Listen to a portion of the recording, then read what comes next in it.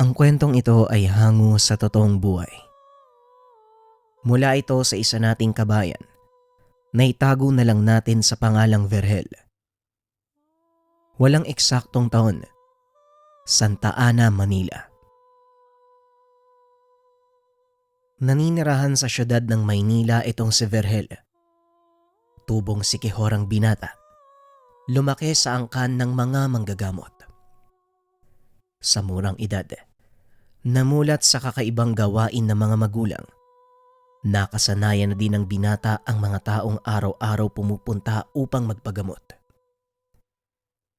Pangkaraniwan na rin kay Verhel ang mga kasong kagaya ng panlalaro ng engkanto o panggagambala ng mga elemento. Ang pinakagusto nitong panoorin sa tuwing nanggagamot ang ama, ang pagtatanggal nito ng sumpa ng kulam gamit ang 3 piraso ng posporo. Unang nakita ni Verhel na ginamit ito ng ama nung siya ay 8 taong gulang pa lamang. Naglapag ng 3 pirasong posporo ang kanyang ama sa mesang nasa harap ng pasyente. Matapos ay pinainom niya ito ng tubig. At habang ginagawa ito ng pasyente, nag-uusal ng dasal si Mang Tiago. Naupo ang paslit sa tabi ng ama. Pinanood ng mabuti ang ginagawa nito. Tinandaan niya ang mga orasyong ginamit ni Mang Tiago sa 3 palito. Matapos ay dinampot nito ang isa. Pinahawakan sa pasyente. At yung isa naman, inilagay sa kanyang bibig. Samantalang ang natitirang palito, itinutok nito sa daliri ng pasyente. Tinanong ni Mang Tiago ang pasyente ng pangalan. Laking gulat ni Verhel. Imbes na boses ng babae ang lumabas sa bibig nito, tinig na nagmumula sa malaking nilalang ang narinig. Sino ang tumawag sa akin? Bakit nyo ginagambala ang aking pamamahinga? Tanong ng nilalang. Ay naku, pasensya ka na ha. Mukhang maling palito yata yung nagamit ko eh. O sige na, makakabalik ka na sa pagtulog ka pre. Wika ni Mang Tiago. Sabay kuha ng isa pang palito na nasa bibig. Sa pagkakataong iyon nangisay ang katawan ng pasyente, bigla na lamang itong sumigaw.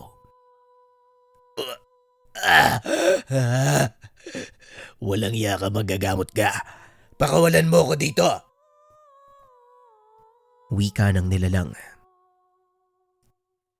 Teka, sa palagay ko, hindi ko na kailangang itanong kung sino ko eh.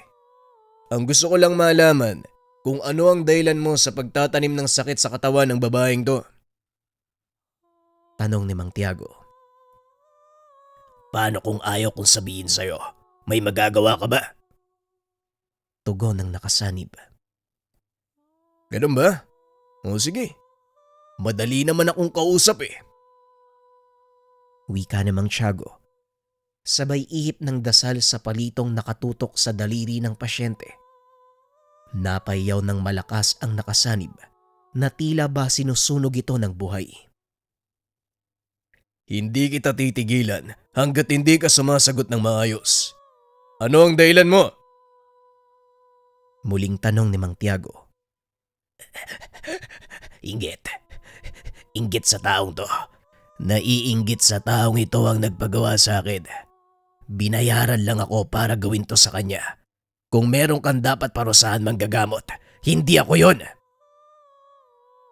Tugon ng nakasanib. Ibinaling ni Mang Tiago ang atensyon sa mga kasama ng pasyente. Sabihin nyo nga sa akin, ano bang dapat kainggitan ng tao sa kasama nyo?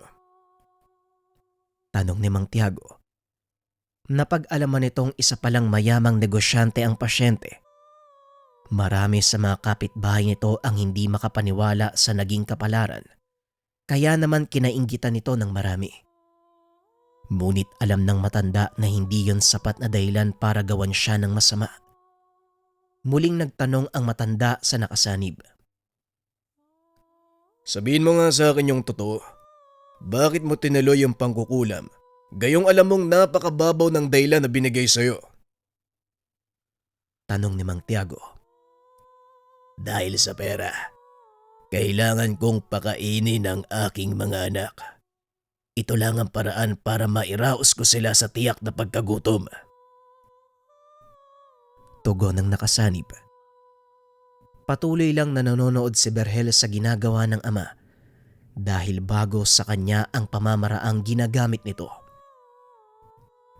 Ilang sandali pa ay nagkaroon ng katahimikan.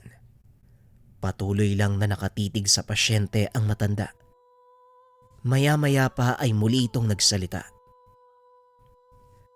Papalampasin kita, pero tanggalin mo ang lahat ng ibinigay mong sakit sa babaeng to. Wika ni Mang Tiago. Sumunod naman ang mangkukulam sa pag-aakalang makakaligtas sa ginawa.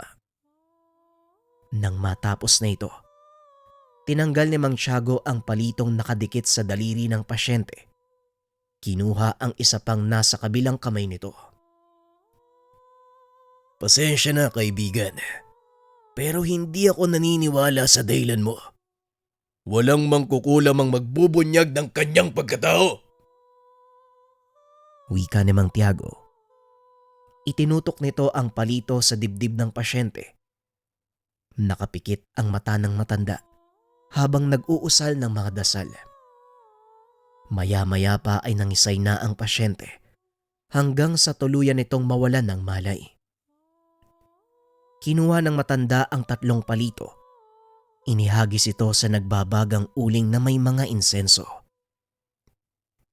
Ligtas na ang pasyenteng ito. Patay na din ang mangkukulam na naglagay ng sakit sa kanya. Muling wika ni Mang Tiago. Matapos ang gamutan ay nagpaalam na ang pasyente. Kapansin-pansin ang malaking pagbabago nito. Tanda ni Berhel na halos hindi na makakilos ang babae ng dinala sa kanilang tahanan. Ngunit nang gamutin ito ng kanyang ama, ay parang hindi ito nagkaroon ng karamdaman. Ito ang naging dahilan kung bakit pinag-aralan ng binata ang ganong pamamaraan. Ngunit hindi lang ito ang itinuro ng kanyang ama. Pinangatawanan ni Berhel ang pagiging manggagamot hanggang siya na ang humalili sa ama. Kaso nga lang gaya ng lahat ng tao, dumating sa puntong nanawa ang binata sa kanyang ginagawa. Nagpa siya itong hanapin ng sarili, kaya sumama sa kaibigan para lumuwas ng Maynila at maghanap ng trabaho. Hindi naging madali sa dalawa ang buhay sa syudad. Hindi kagaya sa kanalakhang baryo, lahat ng pinanggagalingan mo ay binibili. Wala din silang ibang kakilala na maaasahan sa oras ng kagipitan. Kalaunan ay natutong makiangkop ang binata sa panibagong buhay. Nakahanap ito ng trabaho sa isang pagawaan ng tela sa syudad ng Pasig. Matagal na nagtrabaho ang binata. Dahil sa kasipagan, mabilis na kinagiliwan ito ng kanilang bisora. Tumaas ang ranggo ng binata. Maraming nainggit na kasama na mas nauna sa kanya.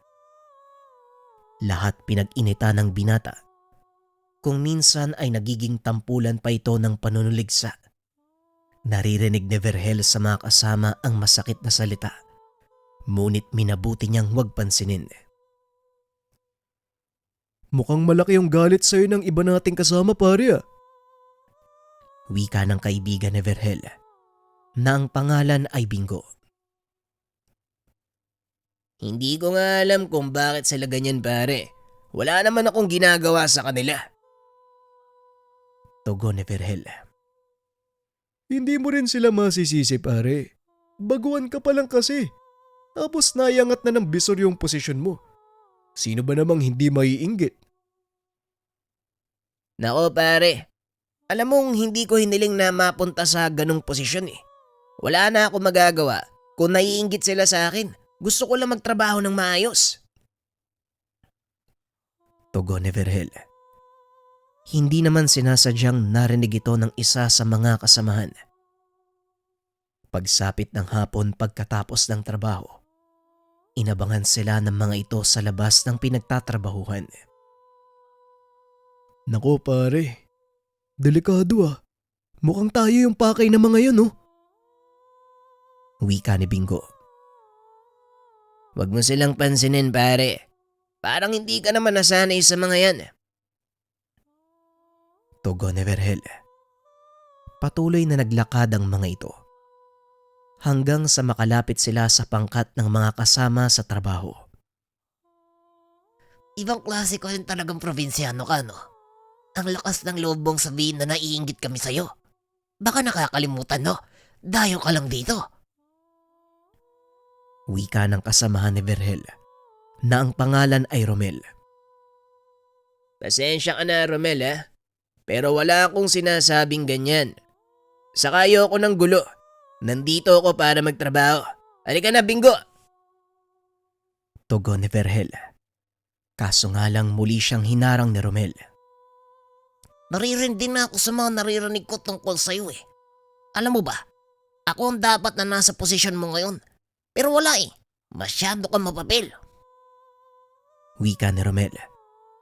Naglabas ito ng patalim. Itinutok sa leeg ng binata.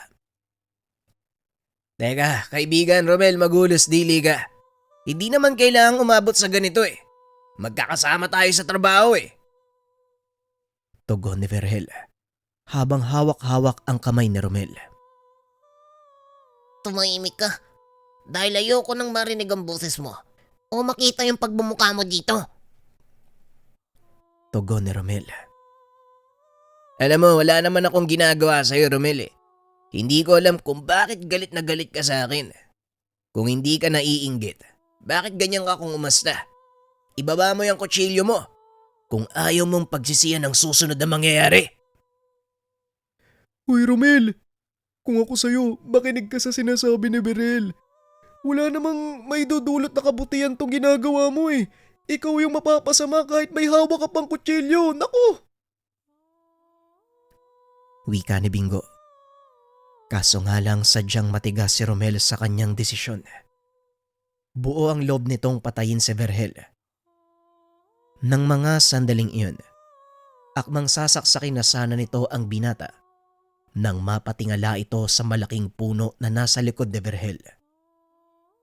Nanlaki mga mata, nabitawan ang hawak na patalim. Dahan-dahan itong umatras habang patuloy na nakatitig sa malaking puno. Hindi nito namalayang nasa gitna na siya ng kalsada. Isang rumaragasang truck ang bumangga kay Romel, dahilan para kaagarang mamatay. Lingid sa kaalaman ng lahat na may nakasunod na elemento sa binata. Ito ang gabay na kapre ng kanyang ama. Tanging si Vergel lang ang nakakakita dito at ang sino mang makakita ng nilalang masasawi o hindi kaya naman mawawala sa wastong katinoan. Habang nagkakagulo ang mga tao, dali-dali namang umalis sa lugar sina Bingo at Vergel. Uy pare, ano nang gagawin natin? Hindi na tayo pwedeng bumalik sa pagawaan. Sa mga nangyari, siguradong tayong pag-iinitan ng mga kasama ni Romel.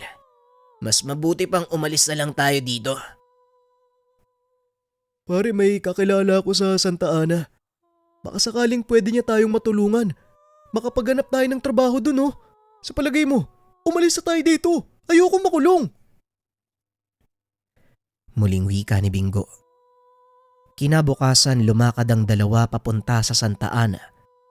Doon ito sa syudad ng Maynila.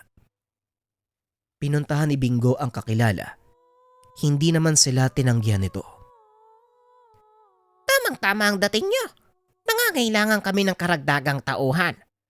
Mananghalian na muna kayo. Tapos sasamahan ko kayo kay boss. Wika ng kakilala ni Bingo na ang pangalan ay Bart.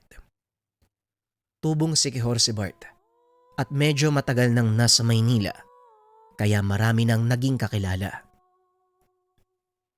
Maraming salamat paring Bart ha. Wala na kasi kaming ibang malalapitan eh. Nagkaroon ng problema sa pinapasukan namin kaya napilitan kaming umalis. Pagpapaliwanag ni Bingo. Ayos lang. Nga pala, ano ba talaga ang nangyari?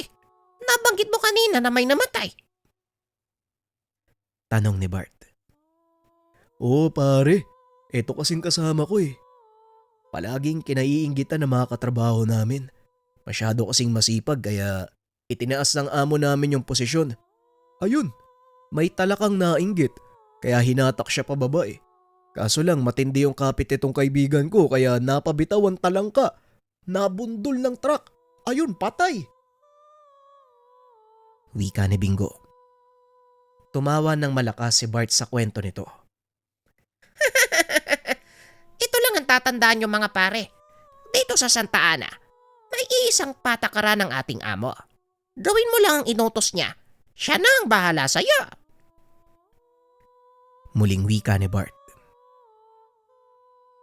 Anong klaseng trabaho ba yung papasukin namin? Tanong ni Verhel. Mamaya ko na ipapaliwanag. O siya, kumain na muna tayo. Matapos kumain, lumakad na ang mga ito papunta sa amo ni Bart.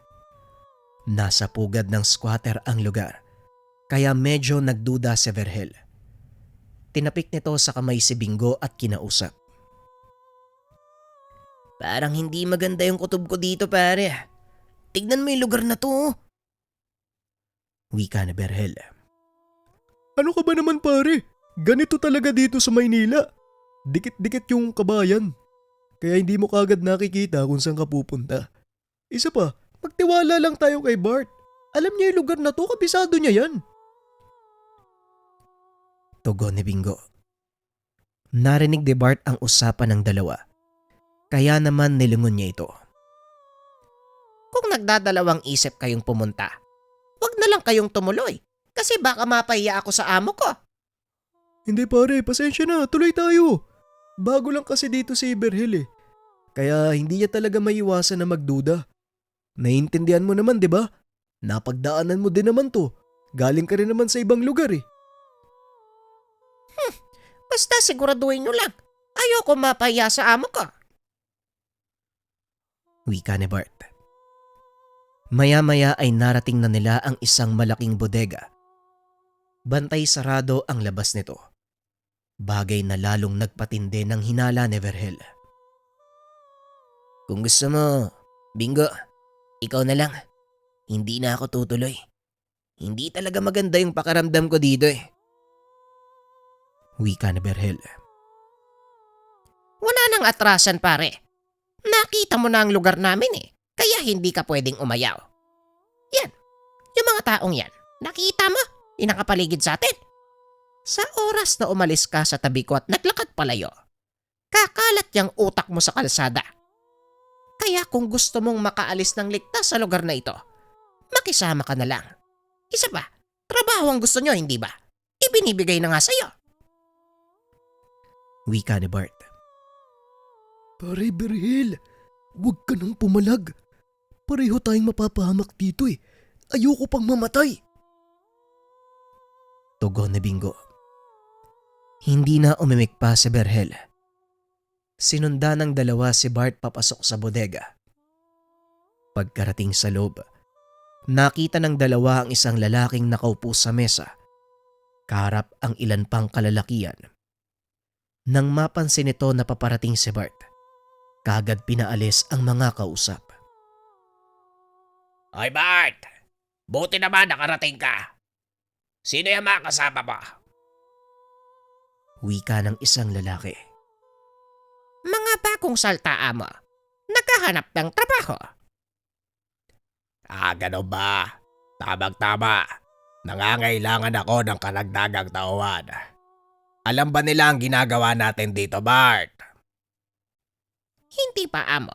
Ngayon ko palang sasabihin. Siguradong hindi sasama ang mga to kapag nalaman nila kagad.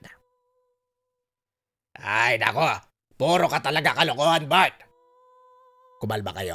Walang illegal na gawain sa lugar na to, ha? Hoy kayo dyan. Tapos na ang pahinga. Buksan nyo mga ilaw. Ituloy ang trabaho. Pag-uusap ng dalawa. Laking gulat ni Verhel nang buksan ang ilaw. Tumambad sa kanilang harapan ang tumpok-tumpok na bagong tsinelas. Pasensya na kayong dalawa ha, kung napagdiskitaan ko kayo kanina. Bodega ng tsinelas ang lugar na ito. Kami ang nagbabalot para dalhin sa mga tindahan sa buong Kamay Nilaan. Nakakatawa yung mukha nyo. Wika ni Bart. Nakahinga ng maluwag si Virgil dahil ang buong akala nito, iligal na gawain ang kanilang papasukin. Puro ka talaga kalokohan, Bart.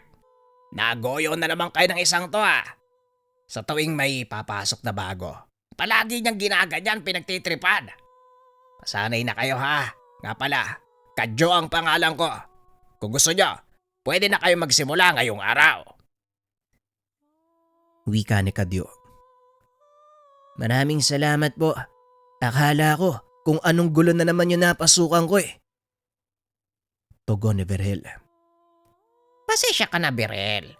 Hindi ko lang talaga maiwasan na pagdiskitahan ng mga bagong salta dito sa Maynila. Nakakatawa kasi yung mukha nyo. Kung nakita nyo lang sana kanina, grabe yung takot nyo. O siya. Tama na ang kalokohan. Mamaya magkapikunan pa kayo Sige na, magsimula na kayo magtrabaho. Ito ang naging simula ng panibagong buhay para kay Virgil. Ngunit lingid sa kalaman ng binata na dito rin tuluyang magbabago ang buhay niya.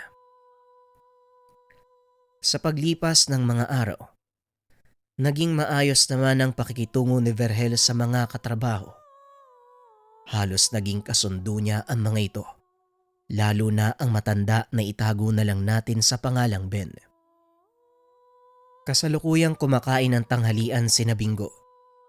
Lumapit ang matanda upang makiupo. Wala nang bakanting mesa ng mga sandaling iyon. Kaya nakitabi na lang ito sa sulok kung saan kumakain ang dalawa. Makikiupo lang ako mga iho. Wala nang maupuan na iba. Siksikan na. Aray ko! Aray! Naku talaga Iba na talaga kapag tumatanda ka. Marami ka nang nararamdamang sakit sa katawan Wika ng matanda. Inalalayan ito ni Virgil na makaupo sa lapag. Sige lang po Manong, maupo lang po kayo. At saka, bakit po kasi dito kayo nagtatrabaho? Sa edad nyong yan, dapat nagpapahinga na kayo Wika na Virgil. Wala akong magagawa iho.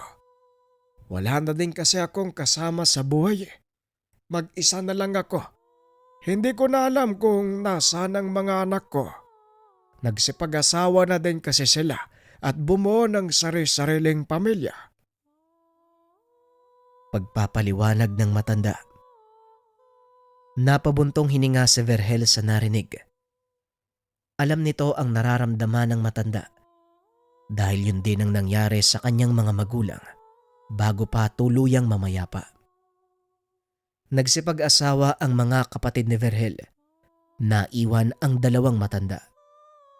At dahil nakababatang kapatid, siya ang naiwan upang alagaan ang mga ito.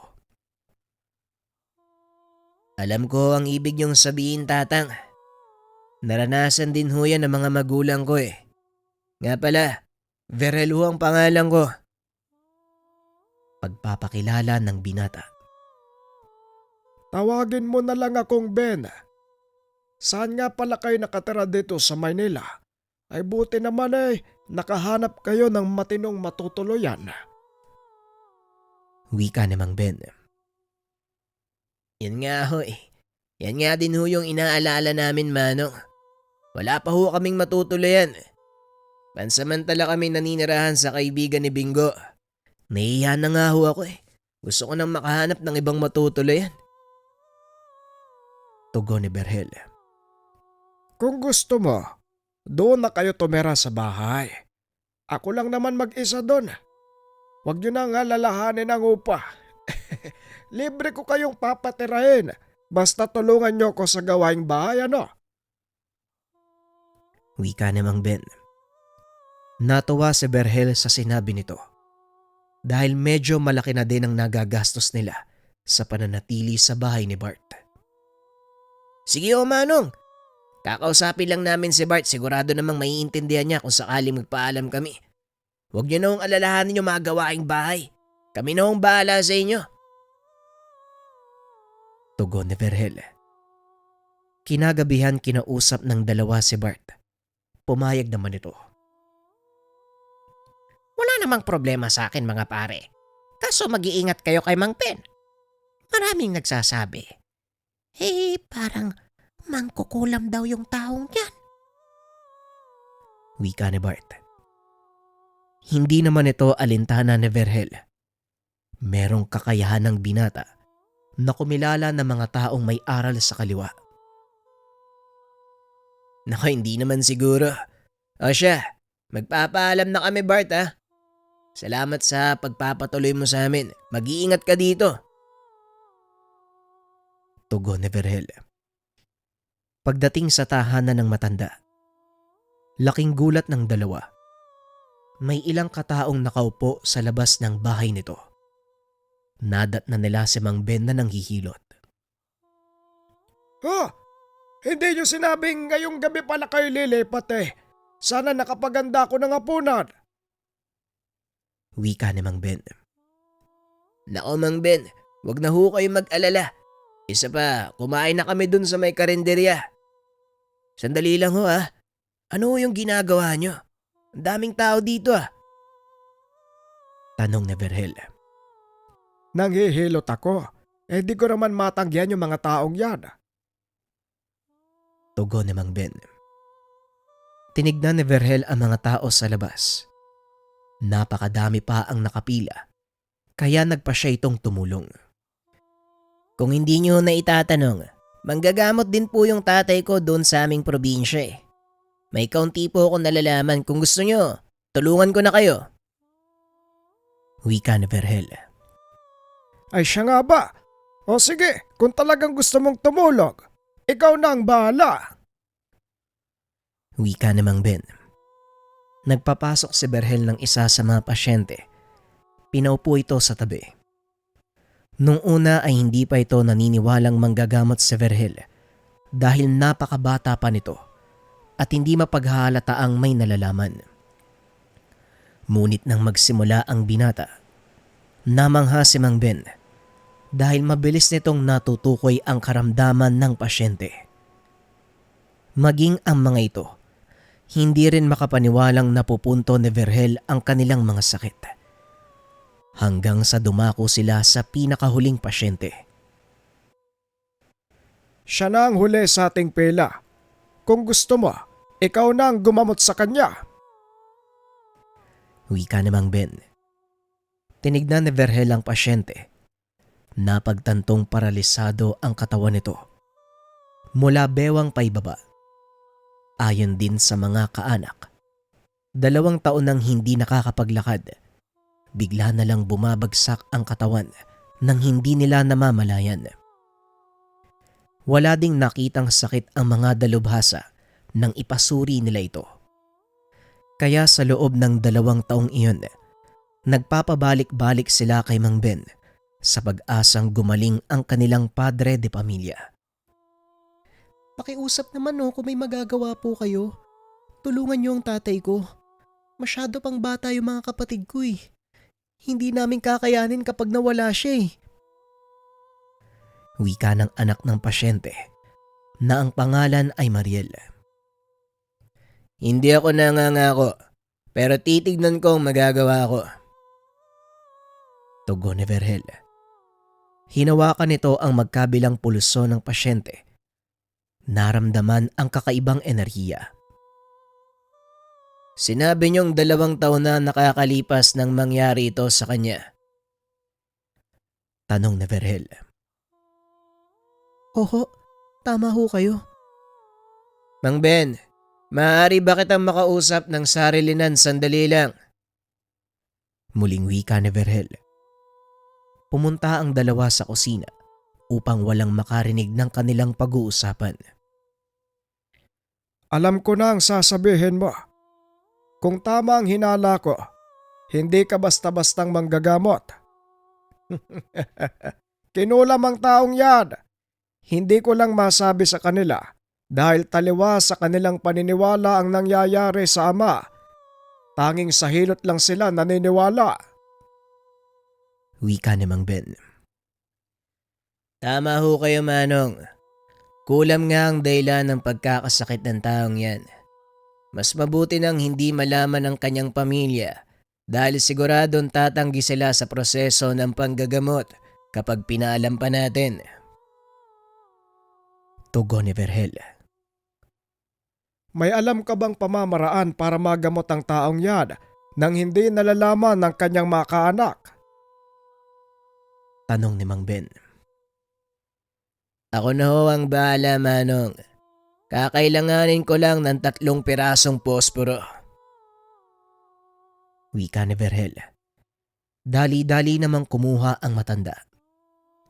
At habang inaantay ito ng binata, narinig niyang magsalita ang gabay na kapre ng kanyang ama.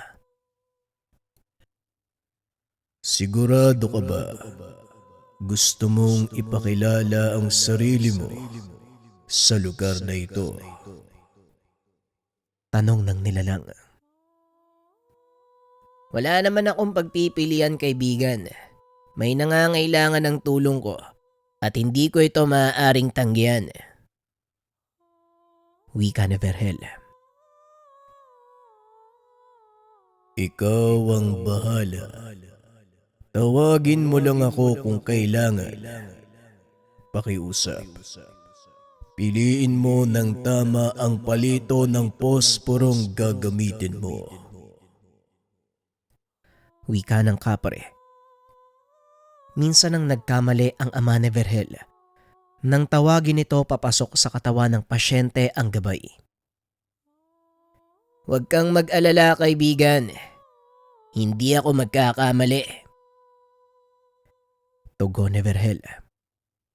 Maya-maya ay dumating si Mang Ben. Bit-bit ang 3 piraso ng palito. Narito na ang hinihingi mo, Vergel. Ano bang gagawin mo sa mga palito? Tanong ni Mang Ben. Akong bahala. Manood na lang ho kayo, Manong. Tugon ni Vergel. Matapos ay sinabihan nito si Mang Ben na aliwin ang asawa ng pasyente dahil alam niyang tututol ito sa gagawing proseso. Kinausap naman ng binata ang pasyente at ang anak nitong dalaga. Mariel ang pangalan mo, hindi ba? Kaya kong pagalingin ang iyong ama, ngunit kailangan niyong manalig sa akin. Tugon ni Vergel. Gawin mo ang nararapat. Desperado na kaming gumaling yung tatay namin eh. Tugon ng dalaga. Hiningi nito ang permiso ng pasyente. Pumayag naman ito sa kanyang plano. Wala kang dapat alalahanin. Dahil makakatulog ang iyong ama. Wala siyang mararamdamang sakit. Kung may marinig man kayong sigaw o nagsasalita, huwag niyong pansinin. Dahil hindi siya ang gumagawa nun. Pagpapaliwanag ng binata. Tumangulang si Mariel. Hinayaang magsimula sa proseso ang binata. Inosalan niya ang 3 palito, isa-isang inihipan, gaya ng ginawa ng kanyang ama. Pinawakan nito ang isa sa pasyente, ang isa naman ay inilagay sa kanyang bibig, habang ang isa pang palito, itinutok ng binata sa dulo ng daliri ng pasyente.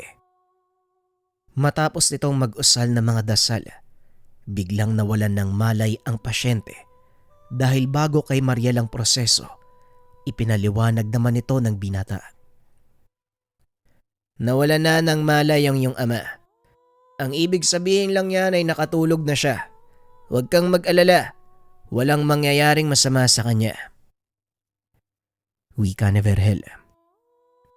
Hindi nito sinabing pansamantala niyang inalis ang kaluluwa ng pasyente dahil alam niyang hindi na ito kapanipaniwala para kay Mariel. Ilang sandali pa ay muling nagkamalay ang pasyente. Sa pagkakataong iyon, tinignan nito ng diretso si Vergel. Ngumiti ng nakakaloko at inikot ang tingin sa paligid. Tumingin ka sa akin. May itatanong ako sa'yo. Wika ni Verhel. Marahang lumingon ng pasyente. Ngumiti ng nakakaloko.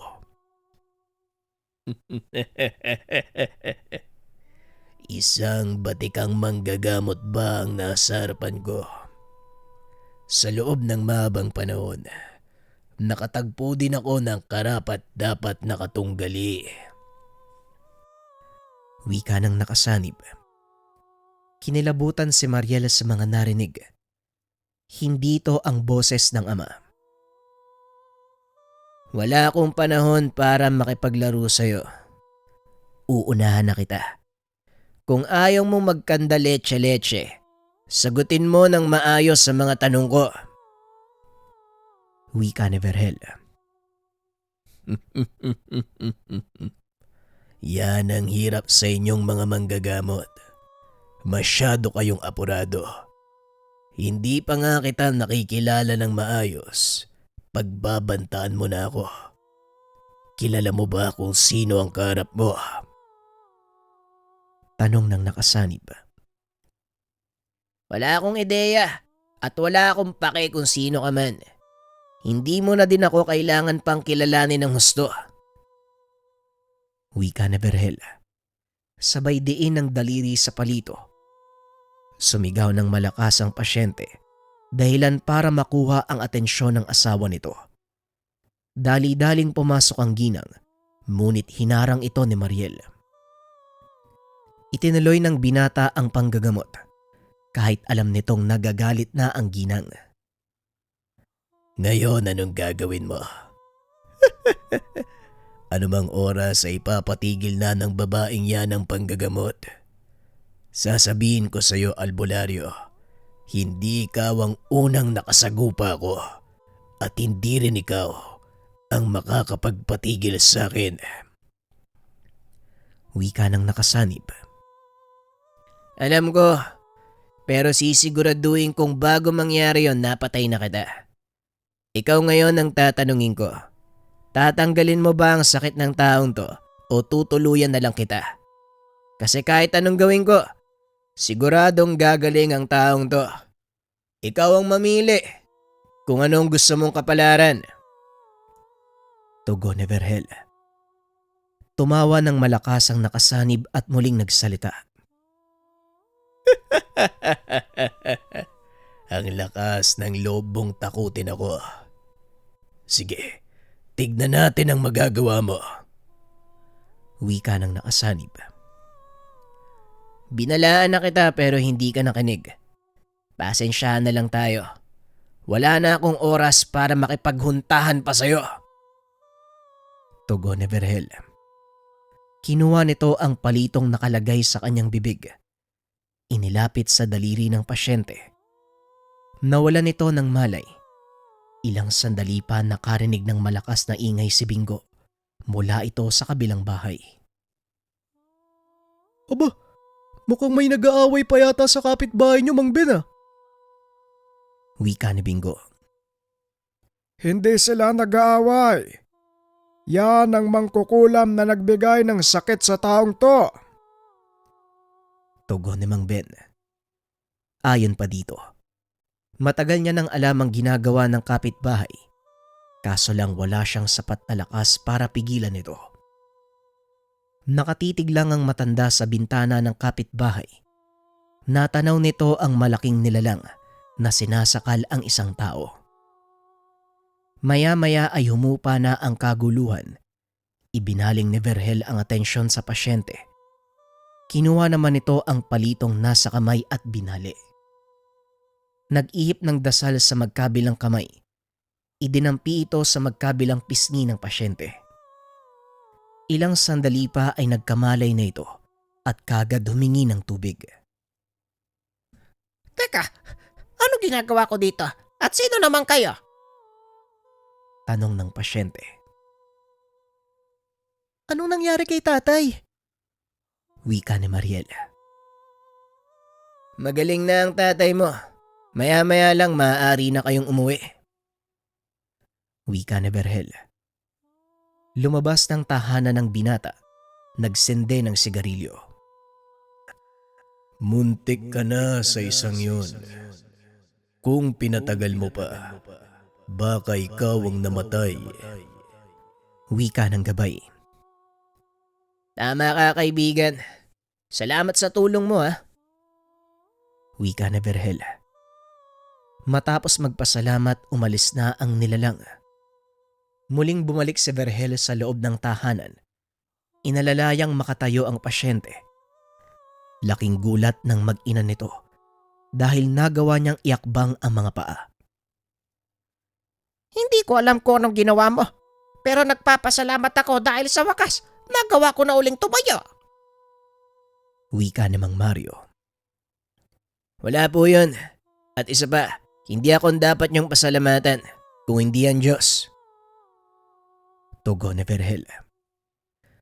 Inabutan ni Mang Ben ng lana ang pasyente. Binili ng pahiran ang kanyang mga binti para mas mabilis itong gumaling.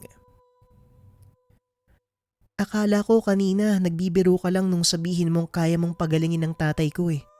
Pero ngayon, mukhang nabago mo yung matagal ko ng paniniwala. Wika ni Mariel. Hindi mo naman kailangang baguhin ang mga nakasanayan mo. Dahil sa mga mangyayari, patuloy kang mamuhay gaya ng nakagisnan mo. Tugon ni Vergel. Nang mga sumunod na araw, nagulat si Mang Ben. Napakaraming tao ang nagpunta sa kanilang tahanan. Vergel! Bingo! Kilala niyo ba ang mga taong to? Tanong ni Mang Ben. Dali-daling dumungaw sa bintana ang dalawa. Sabay pang umiling. Hindi ko po kilala yung mga taong yan eh. Baka magpapagamot po sa inyo. Tanong ni Vergel. Mukhang hindi rin eh. Sa tingin ko, ikaw ang sinadya ng mga yan. Bakit hindi natin sila tanungin para malaman? Wika ni Mang Ben. Nilapitan nito ang mga tao. Nakumpirmang si Vergel nga ang kanilang sadya. Bakit ba? May ginawa ka bang kalokohan, Vergel? Tanong ni Bingo. Ano? Magkasama tayong buong maghapon na. Sabay tayong natulog kagabi tapos tatanungin mo ako ng ganyan. Ano ka ba naman, Bingo? Wika ni Vergel. Ang sabi sa akin ng mga tao, narinig nila kay Mario na pinagaling mo siya.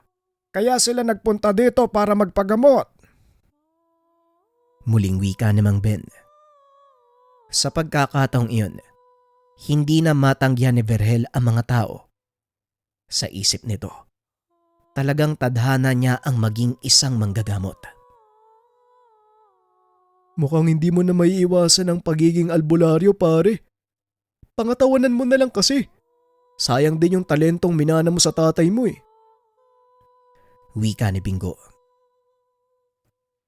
May magagawa pa ba ako? Nandito na sila eh. Alangan naman pauwiin pa natin yung mga yan. Isa-isang pinapasok ni Mang Ben ang mga tao. Hinarap naman ito ni Vergel. Unti-unting nakilala ang kakayahan ng binata sa lugar. Ngunit kakibat ng pagsikat nito ay ang inggit at panunuligsa ng iba. Isang umaga papasok ng trabaho sina Vergel at Bingo nang makasalubong nila ang ilan sa mga kasamahan. Uy, nandito pala yung albularyo. Pre, baka pwede mo namang pagalingin yung almoranas ko. Wika ng lalaki. Hindi na ito pinansin ni Vergel. Ngunit habang tumatagal, hindi lang panunokso ang natatamo ni Vergel. Isang grupo ng mga kalalakiang lasing ang humarang sa kanila habang pauwi. Pilit silang pinapaupo at pinapainom. Dahil bawal sa binata ang alak, hindi nito tinanggap ang alok na inumin. Sa halip si Bingo ang sumasalo ng basong inaabot sa binata. Hindi mo kailangang gawin yan, Bingo. Halika na, umalis na tayo dito. Wika ni Vergel. Ayos lang pare. Alak lang to eh. Hindi ako mamamatay dito. Tugon ni Bingo. Inakala ni Verhel na magiging maayos na ang lahat dahil sa ginawa ng kaibigan. Ngunit biglang tumayo ang isa sa mga kalalakian. Naglabas ng itak. Itinutok kay Bingo. Hindi ba sabi nila, may kapangyarihan kayong mga manggagamot? Tignan natin kung obra yan dito. Subukan mong iligtas ang buhay ng kaibigan mo gamit niyang pinagmamayabang mong kapangyarihan. Wika ng lalaki. Nanlaki ang mga mata ni Verhel nang iangat nito ang itak. Akmang tatagain ang leeg ni Bingo. Nang mga sandaling iyon, wala nang pagpipilian ng binata, kundi gamitin ang kanyang kakayahan. Mabilis itong nag-usal ng dasal. Binato ng tigalpo ang lalaking may hawak ng itak. Bigla itong natigilan. Dahan-dahang napatras. Nabitawan din ito ang hawak na itak. Sinapo ang kanyang ilong. Anong ginawa mo sa akin? Bakit sobrang sakit ang ulo ko? Tanong ng lalaki. Nagkamali ka ng babanggain. Ayoko na sanang gamitin pa ang nalalaman ko. Kaso lang pinilit mo ko eh. Tugon ni Verhel. Dahan-dahan itong tumayo habang nakatingin sa lalaki. Nagsipagpulasa naman ang mga kasama nito dahil sa takot. Naiwang nakaluhod habang namimilipit sa sakit ang lalaking nagtangkang patayin si Bingo. Pasensya na. Gusto ko lang naman malaman kung totoo yung sinasabi nila eh. Wika ng lalaki. Pasensya na din dahil buhay ng kaibigan ko nakataya. Sana naisip mo yon bago mo ginawa ang kalokohan mo. Tugon ni Verhel. Matapos ay kinalas nito ang tigalpo. Inalalayang tumayo ang kaibigan. Ngunit lingid sa kalaman ng binata, dinampot ng lalaki ang itak. Inambahan siyang tatagain. Mabuti na lang napasigaw ang babaeng nagbabantay sa tindahan, kaya napalingon ng binata. Nagawa nitong saluhin ng itak. Talagang hindi kayo titigil. Pwes, ikaw ngayon ang magiging ehemplo sa mga kagaya mo. Wika ni Verhel. Dinukot nito ang 3 peraso ng posporo sa kanyang bulsa. Isa-isang itinutok sa katawan ng lalaki sabay ihip ng dasal. Bigla itong nangisay. Naglabasan ang dugo sa ilong, mata, tenga at bunganga nito. Matapos ay umalis na sa lugar sina Verhel. Pagdating sa tahanan, sinabi nito kay Mang Ben ang nangyari. Nako, paano yan ngayon? Delikado ang buhay mo, Verhel. Iisipin ng mga tao na pinatay mo yung lalaking yon gamit ang kulab. Hindi mo na lang sana pinatulad. Wika ni Mang Ben. Wala na po akong pagpipilian, Manong. Papatay nila si Bingo. Umalis na tayo dito. Sumama ka sa akin doon sa Quezon. Walang makakakilala sa iyo sa probinsya ko, kaya magiging ligtas kayo doon. Wika ni Mang Ben. Nang gabing iyon, pumuslit ang mga ito papuntang probinsya. Sa bayan ng Infanta Quezon, pansamantalang nagtago si Verhel. Kagaya ng sinabi ni Mang Ben, walang nakakakilala sa binata doon sa lugar. Kaya naman namuhay siya ng payapa. Ngunit hindi rin nagtagal ang kapayapaang iyon. Dahil naman sa isang malakas na antingero sa lugar na nakaramdam ng kakayahan ng binata. Napadaan si Bingo sa isang tindahan nang bigla siyang tawagin ng isang lalaki. Lumapit naman si Bingo.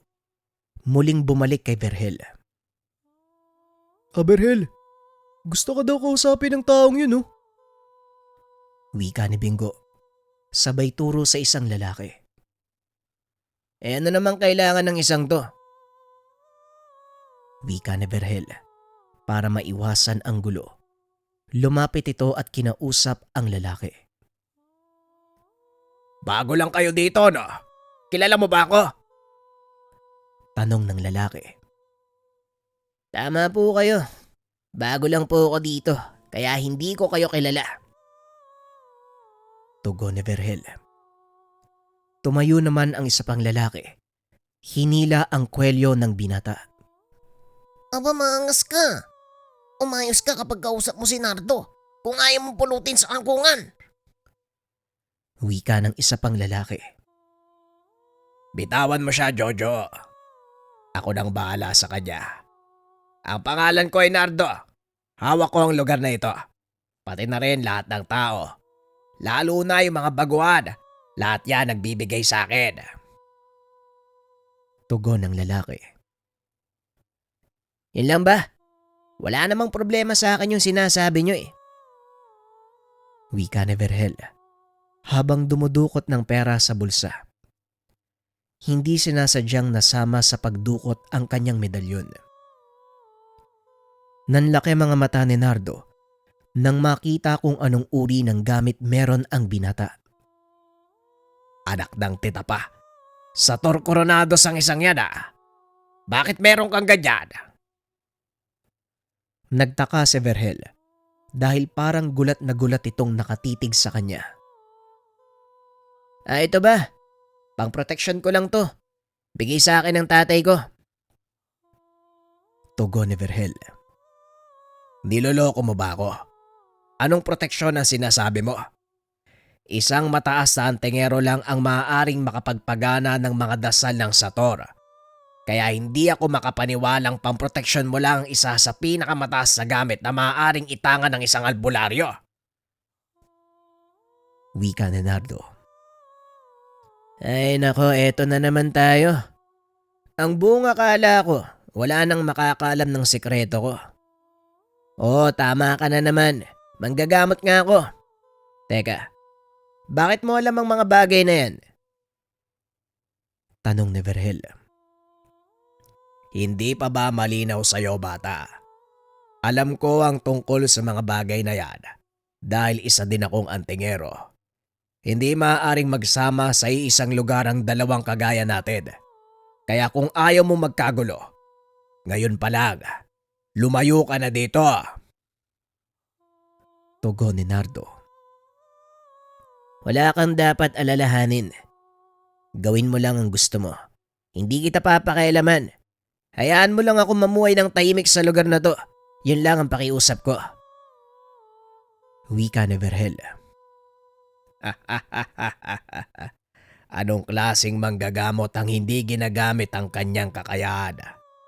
Alam mo, gusto kong malaman kung talagang malakas ka o nagpapanggap lang. Tugon ni Nardo. Ay nako, eto na naman tayo. Wag mo nang ituloy, kaibigan. Pagsisisihan mo kung ano man ang gagawin mo. Wika ni Vergel. Di tignan natin kung totoo yung sinasabi mo. Tugon ni Nardo. Matapos ay naglakad ito palabas ng tahanan. Nilingon ni Vergel ang tindera. Humingi ng 3 pirasong posporo. Sana lang, wag mong pagsisihan ang mga mangyayari sa'yo. At wag mo din sabihin na hindi kita binalaan. Wika ni Vergel. Sinuot ni Nardo ang mga medalyon. Nagsimulang magkarga ng mga dasal. Habang ginagawa ito ng katunggali, narinig naman ni Vergel ang boses ng gabay. Bertud ng putik ang tanga ng taong yan. Hindi tatalab ang pisikal na atake sa kanya. Wika ng kapre. Maraming salamat sa paalala, kaibigan.